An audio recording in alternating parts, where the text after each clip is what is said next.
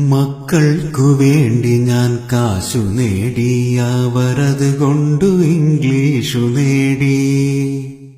ഇന്നവർ എന്റെ നേർപൊക്കുന്ന കാലിനെ സ്വപ്നത്തിൽ പോലും എനിക്കു പേടി.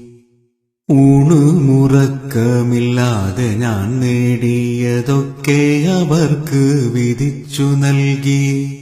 മക്കൾക്ക് ഞാൻ ഭാരമാവാതിരിക്കുവാൻ വീടൊന്നു മാത്രം ഞാൻ ബാക്കിയാക്കി.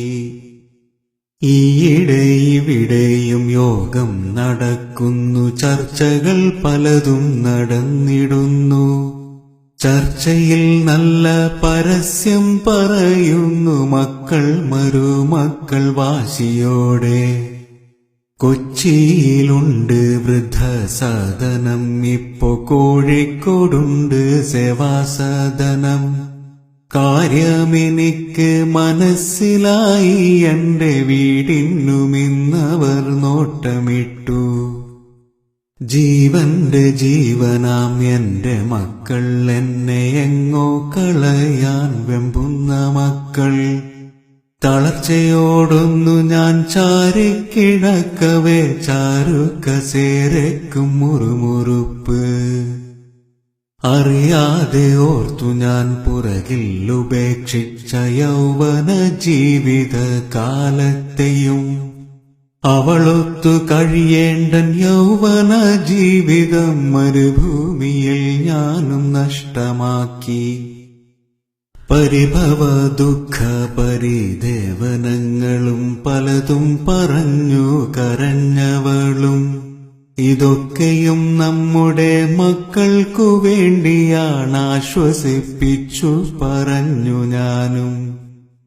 എന്നെ സ്നേഹിച്ചവൾ, എല്ലാം സഹിച്ചവൾ, എന്നെ തനിച്ചാക്കി യാത്രയായി.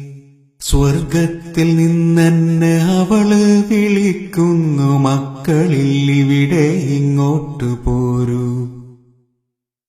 മരണമാസന്നമായ ഉപദേശമൊന്നെനിക്കുണ്ടെന്റെ മക്കൾക്ക് നൽകിടുവാൻ.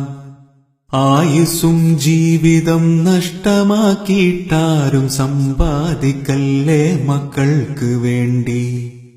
അവരെ പടച്ചവനീശ്വരനാണെങ്കിൽ അവർക്കുള്ളതെങ്ങനെ വന്നു ചേരും. മക്കളെ നോക്കേണ്ടെന്നർത്ഥമില്ല, അതിനായി കളയേണ്ട ജീവിതം എന്ന് സാരം.